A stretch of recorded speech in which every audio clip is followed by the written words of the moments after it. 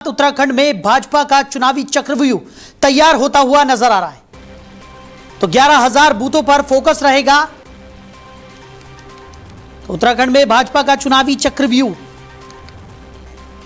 तैयार हो गया है। 11,000 बूथों पर भारतीय जनता पार्टी का फोकस रहने वाला है। बूथ स्तर पर संगठन को मजबूत करने की कवायद होती हुई दिखाई दे रही है। बड़ी खबर आपको बता रहे हैं। तो 11,000 बूथों पर भारतीय जनता पार्टी फोकस करने वाली है। नितिन नवीन ने जीत का मंत्र दे दिया है। तो बूथ स्तर पर संगठन मजबूत करने की भारतीय जनता पार्टी की तैयारी साफ तौर पर देखने को मिल रही है। तो चुनाव से पहले भाजपा ने एक कमर कस ली है और इसी खबर पर ज्यादा चर्चा के लिए हमारे मैनेजिंग एडिटर रमेश ठाकुर जी हमारे साथ जुड़ गए। रमेश जी, उत्तराखंड में भारतीय जनता पार्टी चुनावी बिसात बिछाती हुई नजर आ रही है और भाजपा अध्यक्ष नितिन नवीन की बात करें तो उन्होंने जीत का मंत्र यहां पर दे दिया है। बूथों पर फोकस करने का मंत्र यहां पर नितिन नवीन की तरफ से दिया गया है। 11,000 बूथ पर भारतीय जनता पार्टी का फोकस रहने वाला है। कैसे देख रहे हैं? देखिए, मुझे लग रहा है इनकी जो एक्टिविटी है हम लोग कल परसों से देख रहे हैं। कल इन्होंने क्या करा है, लगभग 3-4 राज्यों के तुरंत ही जिला प्रदेश अध्यक्ष की नियुक्ति करी, जिसमें दिल्ली भी शामिल है, पंजाब भी शामिल है, हरियाणा भी शामिल है। उसके बाद इनका दौरा हो रहा है उत्तराखंड। उत्तराखंड दौरा होना स्वाभाविक है क्योंकि चुनाव है अगले 9-10 महीने के बाद में। अब भारतीय जनता पार्टी चुनावों को किस तरीके से लेती है और किस स्ट्रैटेजी के साथ में लेती है, साहिल जी आपको बताने की जरूरत नहीं है। बिल्कुल, मुझे लगता है इनकी एक्टिविटीज को, पॉलिटिकल एक्टिविटीज को दूसरी पार्टियों को देखना चाहिए, सीखना चाहिए। अगर एक नए नवीने बड़ी पार्टी के जो राष्ट्रीय अध्यक्ष बने हैं, अब वो अपना पहला दौरा उस स्टेट में कर रहे हैं जिसको देवभूमि कहा जाता है, और इस बार प्रतिष्ठा का सवाल ये बना हुआ कि हम लोग हैट्रिक कहाँ पे मारेंगे, जैसे इन्होंने अभी आसाम में करा है और इन्हीं के अगुवाई में और इन्हीं के राष्ट्रीय अध्यक्ष रहते हुए इन्होंने पश्चिम बंगाल को भी फतह करा है, जो कसक बहुत समय से थी। अब 5 राज्यों के चुनाव आने वाले हैं, अगले साल चुनाव होंगे और ये 2-3 महीने के बाद में इसका बिजली भी बच जाएगा, जिसमें यूपी सबसे बड़ा सूबा है प्रदेश देश का, उत्तराखंड हो गया आपका, फिर पंजाब हो गया। ऐसे 4-5 राज्यों के चुनाव होने हैं जो उत्तर भारत में सबसे ज्यादा अहमियत रखते हैं, वोटिंग के हिसाब से, वोटर के हिसाब से और इंफ्रास्ट्रक्चर के हिसाब से। तो ये जो स्टेट हैं, मैं इनको सीधे सीधे कहूंगा, ये भारतीय जनता पार्टी के बहुत बड़े फाइनेंशियल स्ट्रक्चर हैं, क्योंकि इनको जब तक अपने हाथ में नहीं रखेंगे तो भारतीय जनता पार्टी का कैडर से लेके, संगठन से लेके सरकार की नींव हिल जाएगी। तो इसलिए उत्तराखंड इनके साथ में होना बहुत जरूरी है।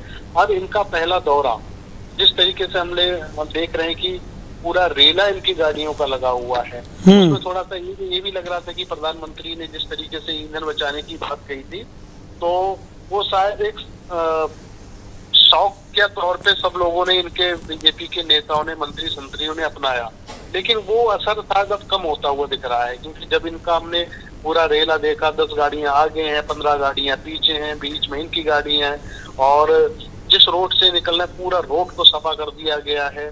तो इससे लगता है कि जो प्रधानमंत्री का जो अभियान था वो भी धीमा पड़ गया है। अब फिर प्रधानमंत्री ने फिर कह दिया कि अब जितना बचाना था ईंधन आपने बचा लिया, अब जितना फूको उतना फूको। लेकिन सब चीजें ये विपक्ष इस बात को कल से उठा रहा है जब उन्होंने इन चीजों को देखा है। बहरहाल ये तो पॉलिटिकल बातें होंगी, क्योंकि देखो पक्ष विपक्ष में इस तरह की खींचातानी और इस तरीके के पॉइंट निकाल के एक दूसरे को घेरना और एक दूसरे को परेशान करना, ये तो चलता रहता। मूल विषय ये है, नवीन नितिन का उत्तराखंड दौरा ये किस तरह दिखता है, इसके मायने क्या है। मायनों की जब आप समीक्षा करते हो तो ये लगता है कि पिछली बार जब चुनाव हुआ था तो उस समय, क्योंकि उत्तराखंड में 70 सीटें हैं, 70 विधानसभा सीटें हैं, और जिसमें पहाड़ी क्षेत्र, जो चाहे कोटद्वार हो जाए, चाहे चंपावत हो जाए, यहाँ की स्थिति ज्यादा ठीक नहीं रही थी। इसका अगर मार्जिन आप देखो, 15-16 सीटें साहिल जी हैं, आप तो उत्तराखंड से ही आते हो, आप तो बहुत बेहतर आप जानते होंगे। 15-16 सीटें ऐसी हैं जहां जीत हार का मार्जिन 2-2.5 हजार वोटों का रहा था। बिल्कुल, उसको कवर कैसे किया जाए, क्योंकि अगर मैदानी अगर राज्यों की मैं बात करूं, क्योंकि अब आप तो मुजफ्फरनगर के बाद में उत्तराखंड शुरू हो जाता है, आपका उसमें हरिद्वार आ जाता है जी। हरिद्वार भी स्थिति ज्यादा ठीक ठाक नहीं रही थी। हालांकि वो जो जीत गए थे वो अलग बात है कि सरकार उन्होंने बना ली थी, लेकिन पिछले टर्म के मुकाबले देखा जाए वोटिंग का प्रतिशत इनके कम रहा था, सीटें भी कम हुई थी और कदावर नेता भी इनके हार गए थे। ये सारी चीजें ना हो, इसी की समीक्षा को लेके नवीन नितिन का आज दौरा हो रहा है।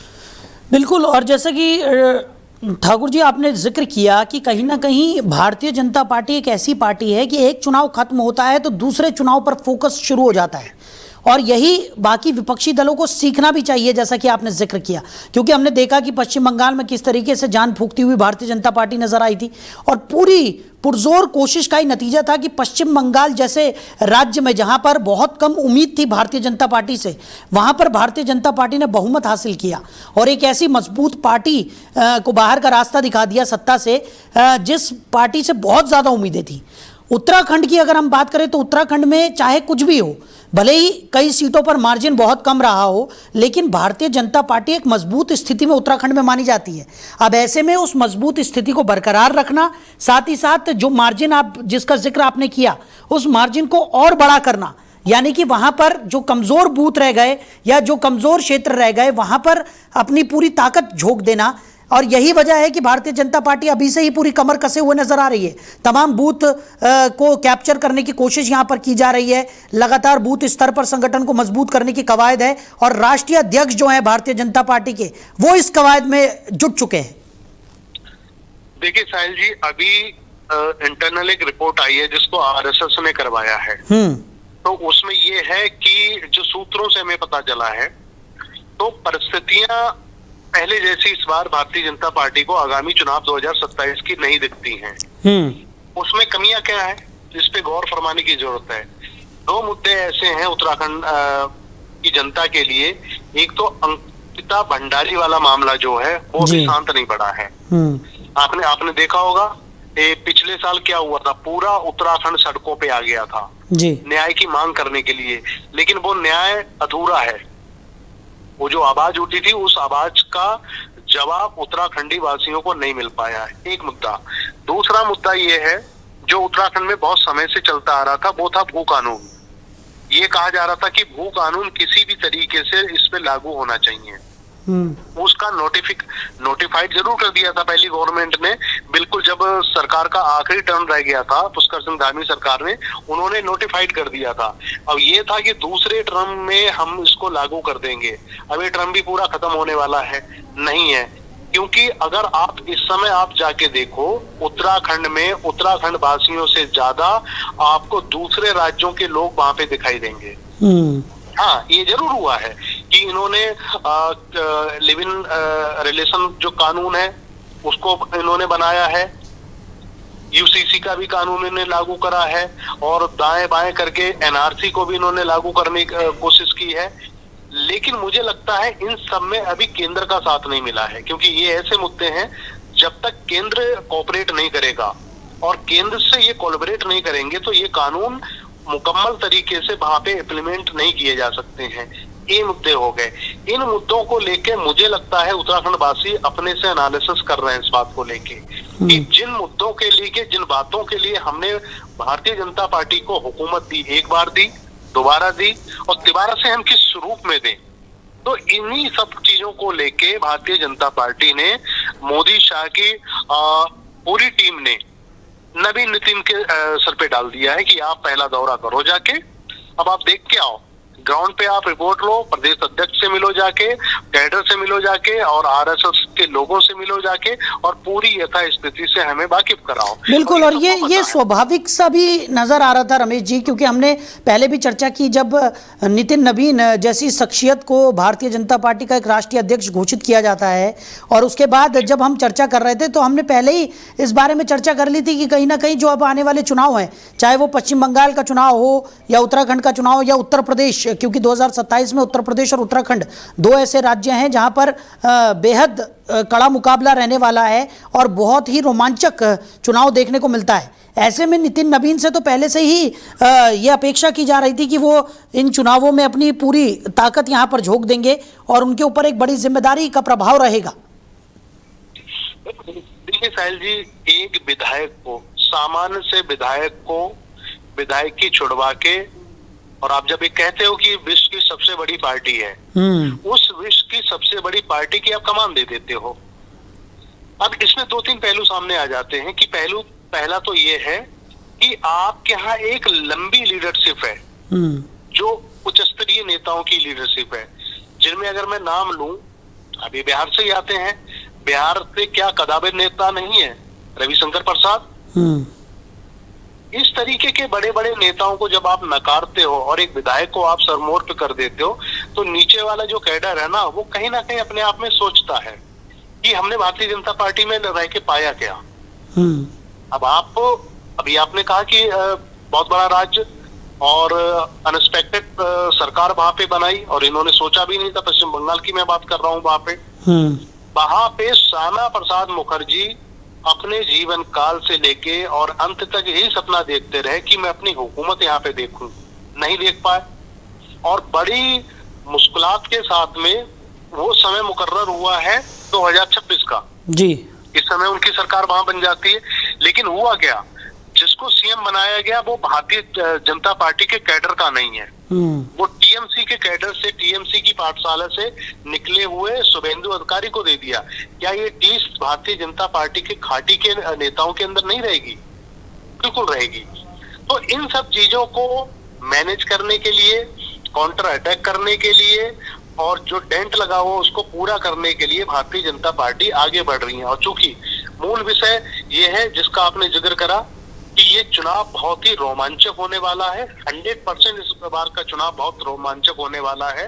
अब देखना ये होगा क्या जो पुराने मुद्दे इस समय खड़े हुए हैं उत्तराखंड में, अंकिता भंडारी का मुद्दा हो जाए, भू कानून का मुद्दा हो जाए, यूजीसी कानून का मुद्दा हो जाए, और आपका एनआरसी का मुद्दा हो जाए, और बाहरी लोग बनाम पहाड़ी लोगों के बीच के जो कन्फ्लिक्ट बीच में है, क्या वो उन सारे मुद्दों को लेके भारतीय जनता पार्टी आगे चलेगी या नहीं चलेगी? ये अपने आप में बहुत बड़ा सवाल है जी। बिल्कुल, और कई सारे सवाल हैं, और अब मुझे लगता है कि आने वाले समय में इन सवालों के जवाब मिलते हुए भी नजर आएंगे, क्योंकि फिलहाल तो नितिन नवीन मोर्चा संभाले हुए नजर आ रहे हैं और उत्तराखंड के दौरे पर हैं, और 11,000 बूथों पर भारतीय जनता पार्टी फोकस करने वाली है। बूथ स्तर पर संगठन को मजबूत करने की जो कवायद है वो लगातार यहाँ पर देखने को मिलेगी। फिलहाल हमारे साथ जुड़ने के लिए और इस तमाम चर्चा के लिए आपका बहुत शुक्रिया रमेश जी।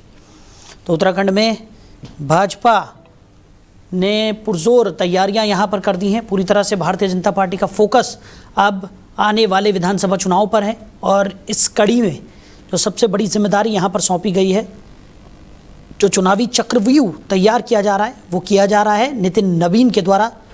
और अब देखना होगा कि नितिन नवीन ने जो जीत का मंत्र दिया है, बूथ स्तर पर संगठन को मजबूत करने की जो तैयारी है, वो कितनी कारगर साबित होती है, और आने वाले समय में भारतीय जनता पार्टी का किस तरीके का प्रदर्शन उत्तराखंड में देखने को मिलता है। हालांकि एक मजबूत स्थिति में भारतीय जनता पार्टी उत्तराखंड में मानी जाती है, लेकिन उसके बावजूद कई ऐसी जगहें हैं जहां पर भारतीय जनता पार्टी को कांटे की टक्कर मिलने की उम्मीद है, और इसी के मद्देनज़र अब भारतीय जनता पार्टी पूरे फोकस के साथ चुनावी तैयारियों में जुट गई है।